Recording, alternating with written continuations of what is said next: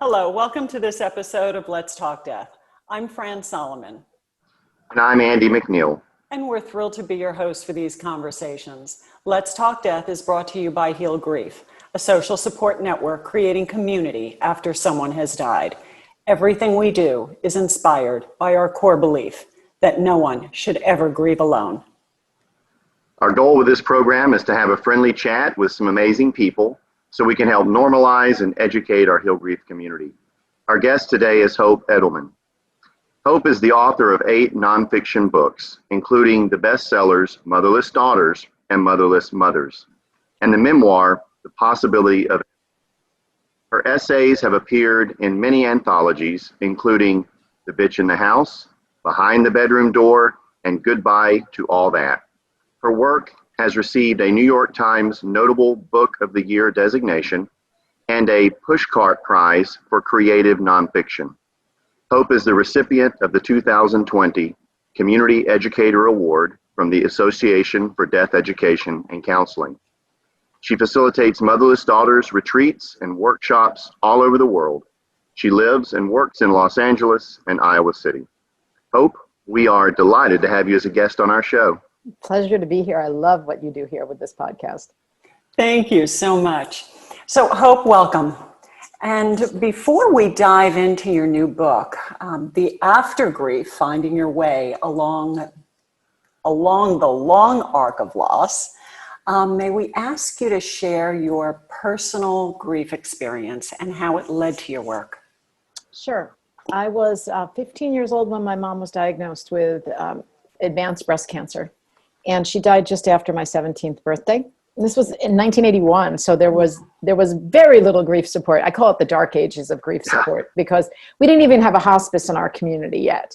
And the Dougie Center wouldn't open its doors for a number of years. And there was nothing, families really were left to figure it out on their own. So if you had a family that was emotionally expressive or maybe a supportive religious community, you might fare better over the long term. But my family did what most families of that era did, which was we just shut down and we stopped talking about my mother's death and its impact on us, but we also stopped talking about her life. I think we were so traumatized as a unit that we just couldn't access any mention of her at all. So we didn't talk about her. And I was a reader. I've always been a reader. I've always been a word person. So I went to local bookstores looking for a book for kids or teenagers about losing a mother. And everything I found at the time assumed that you would be in your 40s or 50s. Because statistically, demographically, that was much more common. But it made me feel even more marginalized and alone because I only knew one other girl beside my sister who had lost her mom. And I kept going back over the years to libraries, to bookstores. In college, I would walk the stacks at night looking for even psychology journal articles. And I really couldn't find much. So by the time I was in grad school studying nonfiction, I thought, well, what the heck? I'm just going to write this book myself. And that's when my healing really began. Because I started meeting and interviewing other women who'd lost their mothers when they were young. And we are a niche in the bereavement world, adults bereaved as children, and there's so little for us. Right now, thankfully, there's a much more support in 2020 than there was in 81 for children and families who've just experienced a loss. But for those of us who have losses 20, 30 years in the past, and I lost my dad at 40, so I'm real clear on the difference between what it's like to lose a parent as an adult and as a child, and they're both in need of support. But those of us who are adults who's experienced a major loss in the past really don't have very many resources available to us. And that's why I wrote the AfterGrief, because the AfterGrief is about long ago loss, and that can be 5 years, 10 years, 20 years. It's for adults as well, an adult loss. But the main audience that I interviewed for this book and that I expect will read this book are going to be adults who've been carrying a story of loss for 10 or 20 or 30 years. Know that it doesn't ever go away, that it turns into something else, but we've never had a name for that before. It's interesting. I hear from so many adults that all of a sudden they hit a brick wall and they don't know why. Right. And, when you dive into it, it's usually a trigger that responded, that brought up the grief response, but no association to it. Right. No, I see that all the time. No association. Oh my God, this happened because this event or whatever. I know for myself, Yeah. although I was not a young adult when my dad died, I know having my daughter 5 years later after his death, that was almost like a brick wall to me, because the Right. one thing he wanted was a granddaughter and she wasn't there. Right. Well, that was probably a resurgence of grief. We call those grief spikes. I call it old grief surfacing. I call it an experience in the present that's based, or a response to a loss in the past. Happens a lot. Anniversary events, holidays, life transitions, like becoming a parent, getting married, a graduation, going through a divorce. These are times that might bring up a longing for someone who died decades ago, or a similar feeling in your body, the somatic experience of a sudden loss again, for example, might bring up pieces of that loss from the past that you couldn't access at the time through no fault of your own, but are lingering, right? And they're coming up now. So what do we do with that now? I've heard numerous stories from adults who have moments like that. Like, they'll call a bereavement center and say, I'm about to get married and I'm really, really, really missing my dad. Like, it's coming up for me big time. I'd like some support or a group. And, one of the first questions will be, how long ago did your dad die? And if you say 12 years, 15 years, 20 years, they often don't have the funding or the resources to help you, or a group that you can join, which is why the AfterGrief community is now forming for these people, so that when these moments occur, they do have a place to go. We have a free Facebook page. There's going to be an online community, a 4-week support course. But up until now, some places do offer resources, but they're rare and hard to find, and they're not widespread. Yeah, no, for sure. I appreciate that we're giving a name to it, to something. It's interesting. I've had a number of conversations just with even colleagues or friends in the field, and there's been a term for many years, unresolved grief, and for some reason it never seemed like it truly captured the issue. I would talk to people and I was thinking, Right. grief isn't something we're resolving. It's Right. just the thing we're living. And so it just didn't seem to click with me that, you could be 20 years out and you have a grief spike or a grief experience, and we're calling that unresolved.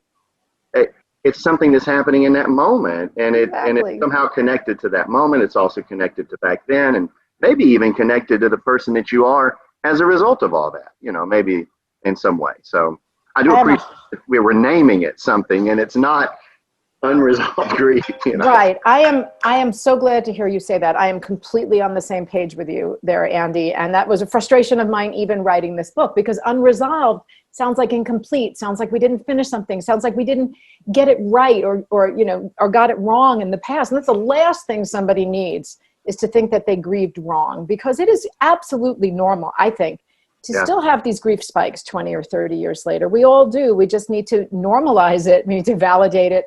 And words matter.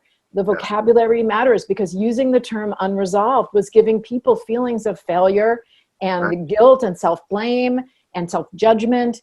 I was driving down the road while I was writing this book, because this was not the original title of this book. The original title of this book was going to be, actually, here's a little, insider information. It was going to be This Loss We Carry, because a woman had, at a retreat, said, what is this loss we all carry? Like, what do we call it? What do we do with it? Because it's not always a bad thing. I mean, I hope we'll talk a little bit about growth and post-traumatic growth and personal meaning and a sense of purpose that can develop from it. But that title never felt quite right. And I'm writing the book and I'm thinking, what is the part that comes after grief? Because I think grief is a really good word for that acute phase. That first 6 months, 1 year, 2 years, depending on the individual, the relationship, your temperament, of course, lots of factors that we all know. But what comes after that? What comes after grief? Like, what can I call it? Because calling it grief mixes it up and makes people think that they're going to be in intense emotional pain for decades, which is not at all the case. Yeah. So I live at the top of a canyon here in Los Angeles, and I was driving down the canyon and I'm thinking, what comes after grief? What comes after grief? Like, what? And I thought, well, I guess we'll just call it the after grief. And I got to the bottom and, I stopped the car safely and I texted my editor and I said, what do you think about calling it the after grief? And she said, that's the title of your book. That's what we're going to call it. because when we have a name for it, we're normalizing it. You know, if we call it the after grief, it means it is whatever comes after grief. And I think that the after grief, the way I define it, is that it's the phase that we move into when we start feeling better and start feeling like, okay, yeah, I can adapt to this. I'm going to be able to adjust. I'm going to have moments of joy in my life again.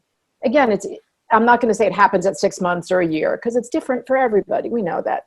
But I think it starts at that point when, you know, we wake up and maybe we don't feel that heaviness for the first time, or we find ourselves laughing the way we used to, or we realize we have more moments of good memories than about sadness or pain around the loss, you know? And then I think it extends for the rest of our life. And it evolves and it changes if we are willing to let it. That's really important. We have a philosophy here at Heal Grief: once bereaved, forever bereaved. That doesn't mean you're going to be grieving every day. Not at all. But it does mean that there are going to be triggers throughout one's life that will evoke that emotion of grief and joy. Right. And that we learn to move forward with that as a companion, as opposed to try and leave it behind, because it's with us. And some of those triggers are predictable, like holidays, birthdays, anniversaries, or life transitions. And some of them come out of nowhere. Like you're sitting at, you know, a sports event and you see someone wearing your father's favorite hat 3 rows ahead of you, right? But I work with people sometimes because they have triggers that are really upsetting to them. And we can turn triggers into something that is less upsetting and sometimes even comforting. For example, I used to, when I was not talking, in those years when we were not talking about my mom, I used to have, I think, like a trauma response every time I smelled Chanel No. 5 perfume, because that's what she wore when she went out at night. And I had to like make a wide berth between me and the Chanel counter in department stores. And I'm not exaggerating. Like, it really upset me. And then I started thinking, well, can I desensitize myself to this? And so I bought some Chanel No. 5 and I started wearing it only on really special occasions, like when I was all dressed up. And then I found that after a while, you know, when I started wearing it myself, I felt like I was close to my mom. And now I love the smell of Chanel No. 5. Now it's a good memory. So it's a sensory trigger that evokes really warm and positive memories, and memories of my own events, you know, that I've attended, and not just memories of loss or absence or sadness. Right. Well, we're able to, at some point, then we can tap into the depth that our loss may have brought to our lives, you know, because so often we don't connect with that sense of, it's not always a negative thing. And tears aren't always a bad thing. Sometimes it feels good to feel and connect with those things. At least in my experience, that's how I've had it. I believe the same. And I think that deep sorrow really does help expand our range of emotion. You know, there's a saying out there that you can't feel joy if you don't feel, you know, if you don't suffer. And I think that there are probably people in the world who are born into a really tough situation of suffering and maybe don't have many moments of joy, and people who are really lucky and have lots of joy and never know real suffering. But I think in my case, that knowing what it's like to feel that deep sorrow does give me a greater appreciation and gratitude for those moments of joy. And I think it makes my life richer. And I've met lots of people who feel the same. The children I've worked with over the years, children, teenagers, even just young adults, so many of them have described to me that when they had their loss, they felt a sense of disconnection from other people their age, from their peer group, because their peer group were concerned about things that weren't important to them anymore. That they knew something now that their friends didn't know. And that somehow it was now part of their life. You know, that grief somehow is integral to who we're becoming. It's not just something that we're trying to fix. It becomes an integral part of our development and who we are as a person in some way. It does. We fold it in. And these kids now have a knowledge and an experience, you know, about the fragility of life, the impermanence of things, but also, you know, can develop a greater appreciation for what they do have. And that's the kind of wisdom and maturity, I think, that makes them feel out of sync with their peers. You know, I remember being in college and a friend of mine just, you know, decompensated one day. And I said, oh my God, what is it? And she'd gotten like a C-, you know, for a grade. And I thought, really? Like, really? That's what's causing this level of upset. But it really forced me to say, okay, you know, and to have more compassion. When I became a mom myself, the things that upset my kids, and I would think, man, at your age, you can't even imagine what I was trying to, juggle or cope with. But I have to stop myself and say, no, this is really important to them right now. In their context, this is very upsetting, and I want to be there for them. So, but you bring up something that I talk about in the book in the epilogue, what I call the missing elements of grief that I think don't get enough emphasis. And these are the ones that often don't appear right away, certainly not for young people. These are the ones that we connect with over the long term. And those are elements like appreciation, gratitude, wisdom, insight, awe, humility, hope, faith, resilience. All of these we know, but I see these as typically developing, or us becoming aware of their development over the long term. It's something we can see more from a distance than from up close. I think grief teaches us lessons fast and slow. And the fast lessons we get are often about the impermanence of life and the fragility, and sometimes appreciation and gratitude for what we have come quickly. But I feel like that kind of wisdom and awe and humility and resilience, those are the longer term lessons that we get. And sometimes they need to be pointed out to us, and sometimes we just get them on our own. It really, this is such an individual process, right? It's hard to generalize. I have to say, it taught me how to live life differently. Did it? How so? Yeah. It was interesting because I would spend a lot of time on relationships that took a lot of negative energy out of me. They were just so hard to work on. And it was at the expense of relationships that were positive and good. And so in the wake of my dad's death, I just reassessed, why am I spending so much time on these bad relationships when I have so many wonderful ones? And I know for my family, we have a rule in this house: doesn't matter how angry we are with each other, we kiss each other goodnight. We kiss each other when we leave. We say hello and embrace when we come home. Mm-hmm. And it is such a rule in this house that if it's broken, I go crazy, because I say, we never know. We just don't know. Yeah. I've had numerous times people will come up if I'm speaking to an audience and talking about grief, or just really about life. It's really not that I talk about grief. It's that I talk about life and how we move through that. And I had a gentleman that sticks out in my mind who came up to me after I was speaking to a group in Birmingham, Alabama, and he just walked up and he said, "I have to tell you, now I get it. I get why I am who I am." And I never thought about it. I now know the death of my mom when I was 9 has had a huge impact on me. And he said, "I'm going to go home and I'm going to tell my wife and kids about my mom. I've never talked about her, and I've never talked about her death. I'm going to go home and I'm going to tell them about her, because that'll help them understand me better." And it's just, that it's those moments where you're not expecting an epiphany, right? It kind of hits you. Yeah. And so often I've had people walk up and just say that very thing that we're talking about here. Yeah. And again, I don't know what to call it, because it's hard to articulate it to people. Right. So you're giving it a language, and I appreciate vocabulary. Yes. I worked hard to try to develop a vocabulary throughout the book and introduce some new terms. I'm going to guess that if that man's an adult now and he was 9 when he lost a parent, he comes from the era like I do of you need to get over it. Life goes on. Yeah. Your mom or dad wouldn't want you to be sad. I call some of these the 5 myths of grief. These messages that we got that were really old messages. I mean, they were dating back to like the first half of the 20th century, and the work of Freud and Kubler-Ross's work as it got, adapted in ways she never intended.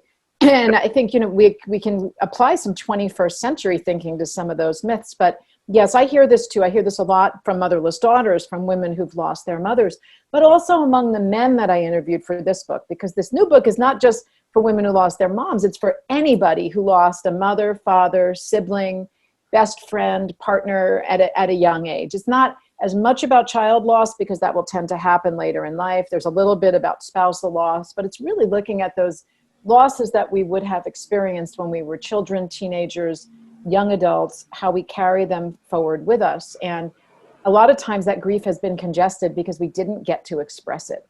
We didn't get to talk about it with anybody else. And children and teenagers are often dependent on the adults around them. Of course, you know this, and they need those adults to acknowledge and give them permission to grieve and create a safe space for them, or find them a safe space in which they can do it. And if we're talking about losses from the 60s, 70s, 80s, even into the 90s, and still some people today who don't have access to the resources that do exist, that's still going on.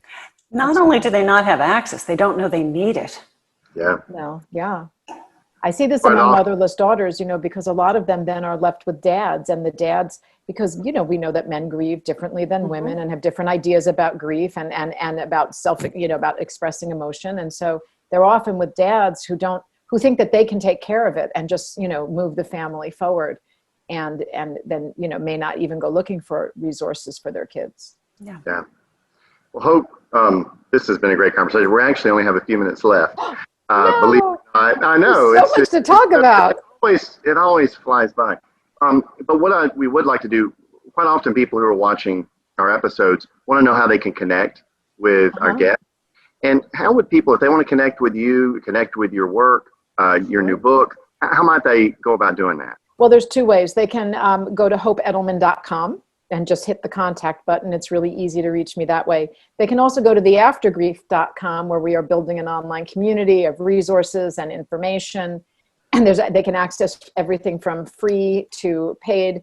And there's going to be, I'm very excited about this, we're creating right now a page that is going to offer information and ideas for free rituals for some of the milestones and transitions and anniversaries that we don't have a cultural framework for. So I've got 2 task force working right now with some professional ritualists to create and help people individualize rituals around a death anniversary. And this is the other big one, reaching the age a parent was at time of death and passing it. Because my mom died at 42. Fran, I was thinking about this when you were talking. My mom died at 42, and I've now lived 14 years beyond that age. And every single day I'm grateful to be here for my children, for my friends, in the world, doing the work that I do. I don't take any of that for granted. And that really was a function of passing 42. Yeah. Amazing. Well, Hope, really, thank you so much for being a guest here at Let's Talk Death and for sharing your personal journey, the story to your book, your work. I believe it was Megan Devine that called you the foremothers of one of the foremothers of the grief revolution. Yeah, she's terrific. I love her work. So thank you. Thank you. It's my pleasure. Yeah, and thank you for all the work you do. Thank you. And thank you to all of those who are joining us for this episode of Let's Talk Death. If you would like to learn more about Heal Grief, you can visit us at healgrief.org. At healgrief.org, you can learn more about all of the programs and resources of Heal Grief, including our national network of support and our app for grieving young adults called Actively Moving Forward. Make sure to sign up on healgrief.org to receive our new newsletters for links to future episodes of Let's Talk Death. And again, thank you for joining us, and we'll see you next time on Let's Talk Death.